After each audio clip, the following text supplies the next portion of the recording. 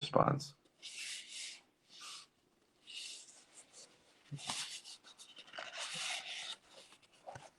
Otherwise, I'm gonna pick out. Oh, just give me 1 second, guys. Don't sign off yet. I'm gonna pick out.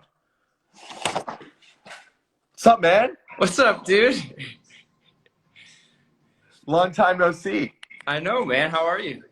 I'm good. I'm good. Are you in London right now? I'm in London.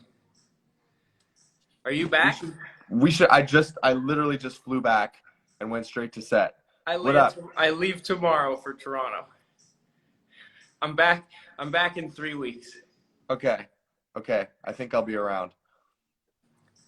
Dude, it's so good to see you. We're Good to talking see to you like too. 6,000 people right now. I know. Hi, everybody. I haven't read your book yet. I'm waiting for my signed copy, and then I'm reading it. I'm gonna sign this one for you right now, and then I'm gonna hand deliver it to you. All right. You're the man. How was the Junos? It looked incredible. It was a lot of fun. Hang on, I just ordered some Burger King. I just got here. So I'm on a crazy diet right now. It was a lot of fun. I got to present an award to Shawn Mendes. It was just the coolest. It was the coolest. Have you ever been? No. But if I was in town, I would have been there. Yeah. I would have crashed your host for sure. You would have crashed? Oh, I would have brought you right up on stage. Not a lot of people know this, but Robbie's a huge video game nerd. I'm calling him out and I'm exposing him right now. And I'm also challenging him to play. So Jason and I started playing Valorant. I don't know if you're into shooters and stuff, but the only problem for me with Valorant is you can't use controller, and I'm a controller guy. So the mouse and keyboard thing is like, I'll give it a shot, but I'll suck for sure. Well, you're welcome. You're welcome with us anytime. Do you have anything to plug? No, right man. Now, I'm just here for you. I love you. appreciate that. Well, I'll plug for you because Robbie's show Upload. All right, the second season is out on Amazon Prime, and they just got renewed for a third. You're the man. You're the man. Dude, super good seeing you again. Good seeing you too. I'll see you when I'm back in London or in Toronto. Yeah, for sure. We got to set it up. All right, later, buddy. All right, love you. All right. That's what happens when you hop on my IG lives. All right, you never know who will drop by, like a real life superhero, like Robbie Amell. Such a fantastic guy, by the way. We did a movie together in of all places in Hamilton, Ontario, earlier in the wintertime, and it was just great getting to hang out with him every day. So I really, really appreciated that. I owe you a book reading. So we're going to read, the book is structured into 3 different acts, and I'll start reading from the beginning of Act 3, right after I get laid off from my job. All right? So here we go. This is chapter 17, Dark Night of the Soul, which, if you're familiar with screenwriting, is an actual term that we use to talk about the moment at the end of the second act when it seems like all is lost. The villain of the story is on the verge of conquering the world. The hero has been beaten down, he's been defeated, and it seems like all is lost. So somehow our heroes have to muster up the strength, figure something out, and go on. So this is chapter 17. We all have memories that have been seared so deeply into our brains that we feel them viscerally for years, even decades after they've happened. There are the good memories, like my first kiss in middle school. Francesca Crawford was the cutest girl in 7th grade, and my heart jumped with excitement when the bottle that I spun passed by all the other girls and landed squarely on her. She smiled, an effortlessly cool smile, leaned in forward over the bottle and gave me a gentle peck on the lips. I felt like I just grabbed a power line with my bare hands. And then there are the bad ones, like being locked outside my apartment by my parents at age 5 and never again being able to feel safe at home. I can remember still how hot my face felt the first time my father struck me after I talked back to him in an argument. I can still hear resentment and the vitriol behind my mother's voice as she cursed the day I was born, blaming me for ruining her life. Just an aside, we get into the kind of the bits of my relationship with my parents. Right now in this book, we're not in a good place, but we definitely get there after. I just want to make that clear. I love my parents. They're my best friends. All of these, however, paled in comparison to being laid off. I was utterly humiliated as I went to my cubicle to collect my things in plain view of the entire office. My cheeks flushed red with embarrassment as everyone continued working in dead silence, pretending not to notice what was happening. Nobody made an effort to console me or even offer a look of sympathy. Instead, they continued working, transfixed to their screens as if they would somehow suffer my fate if we made incidental eye contact. That night, I stood on the balcony of my 46th floor condo that I could no longer pay for, a tally of numbers running endlessly through my head. 250,000, a low-end estimate of the amount of money my parents had invested in my education to date, wasted on an ungrateful and unmotivated son. 410,000, the cost of the 1+10 bedroom apartment in downtown Toronto that I had bought with my parents. In reality, they had fronted the entire down payment. 500, the amount of money I had been sending my parents each month to help pay for the mortgage on our condo. It was stupidly little, an insignificant and largely symbolic contribution that could barely cover the maintenance fee. Now, I couldn't even pay it. 22, my age, usually a time of unlimited possibility for bright young adults entering the workforce. Definitely not the time to lose your job. And finally, 8, the number of months I had managed to last before being let go. 8 months for the nearly 2 decades spent in the classroom preparing for the real world. By the numbers, I was an abject failure, and a spectacularly expensive one at that. I could already imagine the look on my parents' faces, could already hear their words echoing in my head endlessly. Stupid. Failure. Waste. I had fought ardently against this voice before because I'd always believed in my heart of hearts that I would prove them wrong one day. But as I stared at the ground hundreds of feet below me that night, I finally believed them. To be perfectly clear, I didn't have one foot over the ledge or anything, but I did, however, wonder how quickly would I lose consciousness after I hit the pavement? Would I smash into a pulp instantly, or would I lie there in horrible pain for an eternity as I died slowly? What would people say about me at my funeral? I slept in late the next day, and upon realizing that I didn't have to go to work, felt an immediate weight lifted. Although guilt and shame of losing my job remained, I had been liberated from the chains that bound me to my former life I had come to loathe. At least I wouldn't have to go another day pretending I was someone else. I was free now to choose what to do with my days. As it turns out, what I wanted to do was act. Still fresh off my first on-set experience, the memory of my time on Pacific Rim was all I could think about. Something inside me just felt compelled to find my way back onto a film set. By noon, I was back scouring the internet for gigs. All right, that seems like a pretty natural place to stop.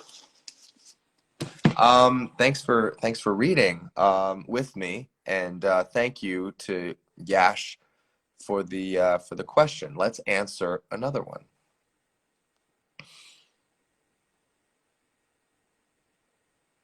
I'm not going to answer this question or take my shirt off. I'm just going to put it there so that people get a little bit of traffic to this chat.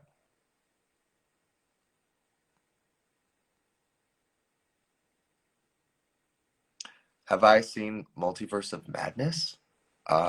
Yes, I saw it. I actually, this is 100% true. I'm not making it up at all. I went by myself in London because I was like in between 2 work days, but I knew that if I did not watch it that night, like all of my friends would have spoiled it. Like everyone would spoil it for me. So I got myself a single ticket to see it. Like, of course, it was a packed house, so I got a single ticket that was free somewhere in London, in like a Regent's, like a cinema in Regent's Park. And then I showed up. I went in like a full disguise. I showed up. I like kind of just like crouched in by myself. I curled up like a little armadillo and I watched the movie. Um, and I liked it. I liked it. And then when I left, I was in the washroom and like I kind of took off my mask for 2 seconds and like one person looked over at me and was like, and I was like, and then I just walked out of there, out of his life forever. Anyway, all of that to say, I really, really enjoyed Multiverse of Madness. It's making like a gajillion trillion dollars at the box office, so I'm happy. I'm so incredibly happy for everyone involved.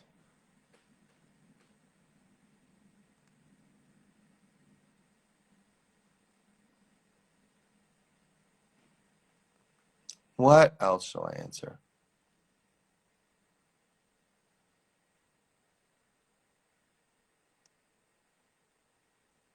This is a really cool one from Priyanka. Wait, I'm gonna answer this question. I'm just gonna grab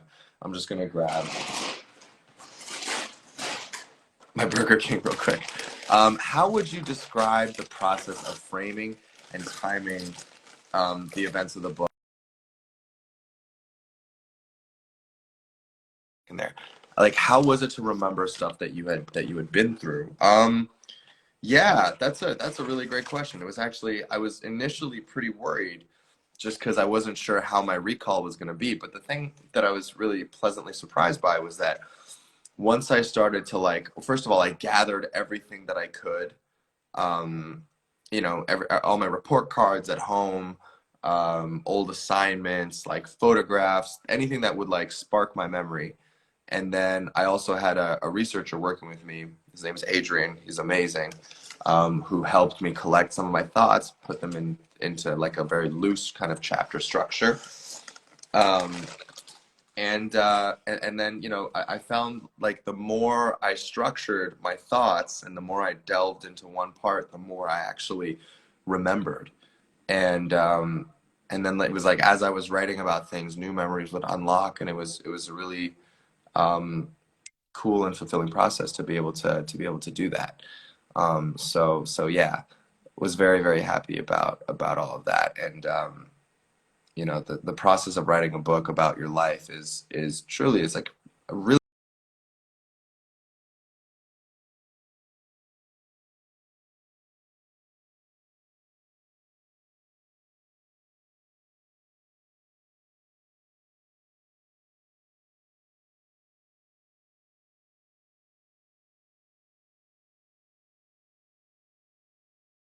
it's really cool to know where you came from and to know who your parents are, what your family's about, where your ancestors came from. Um, I saw a random comment that was like, "How tall are you?" I'm like just a hair under 6 foot. Sometimes I get really tempted to say I'm 6 foot, but then I just feel like I'm low.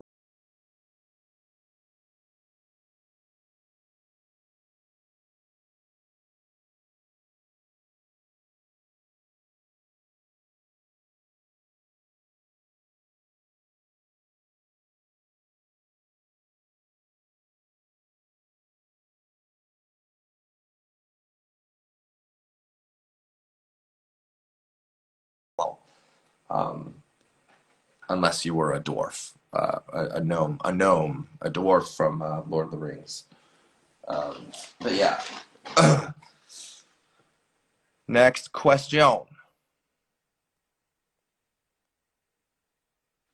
Any new movies soon? This is a really great one because I've been shooting movies for like nonstop for like the last 2 years. And aside from Shang-Chi, none of them have come out. So I'll run through really quickly what I did and what I'm really looking forward to showing to the world. But I finished filming a movie last year called Arthur the King, um, in the Dominican Republic, which is all about adventure racing, which is this really cool sport where athletes basically um, they go to this like remote place in the world, and then They like navigate, they bike, they hike, they trek, they kayak, and they climb. And it's like an adventure that takes place over like 5 or 6 days. The course is like 500 miles. They average an hour or less of sleep every night. It's really like, they really push the human body to its limits. So I play one of those athletes. Really cool to share that with the world.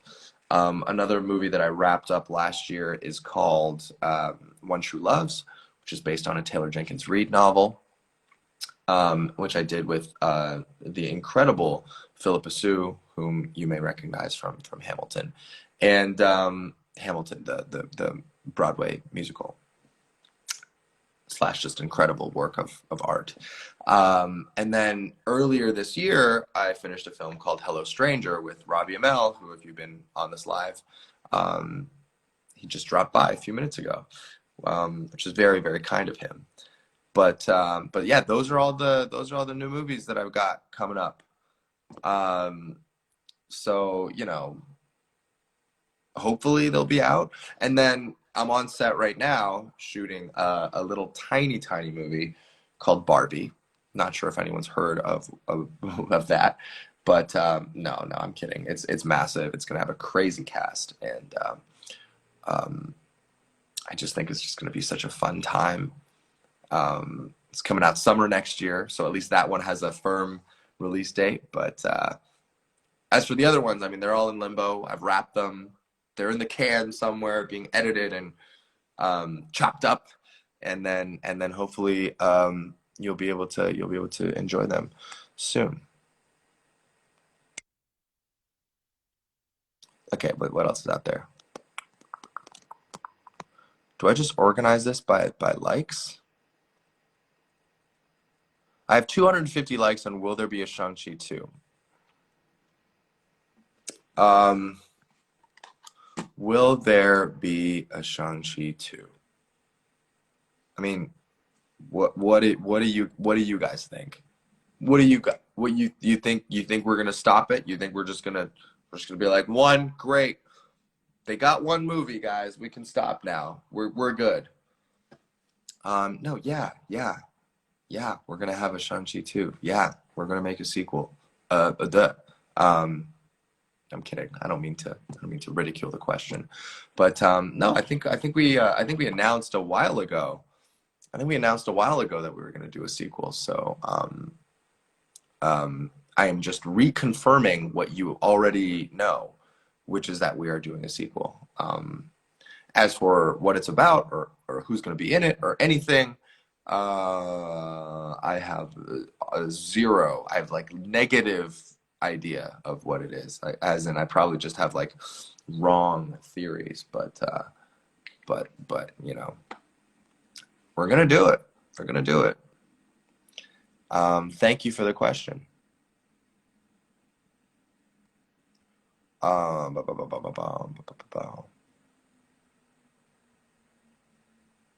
did you order from Burger King? It's a really good question. I'm not sponsored by Burger King, just so you know. I ordered some chicken nuggets.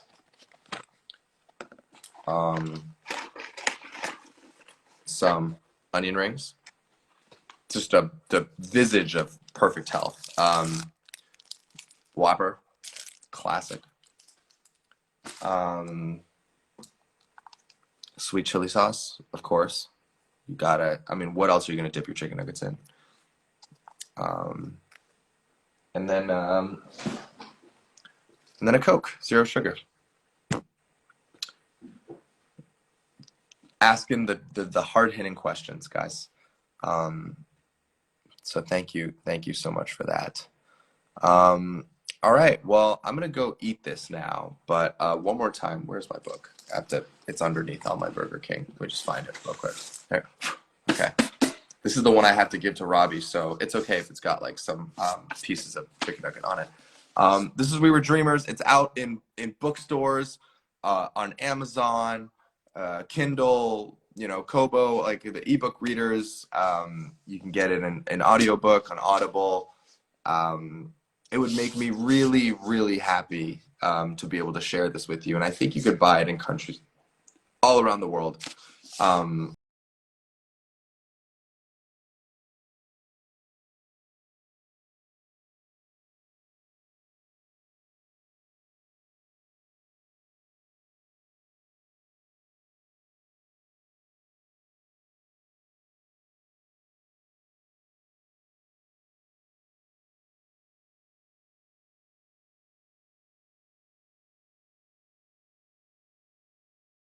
With you all. So yeah, check it out.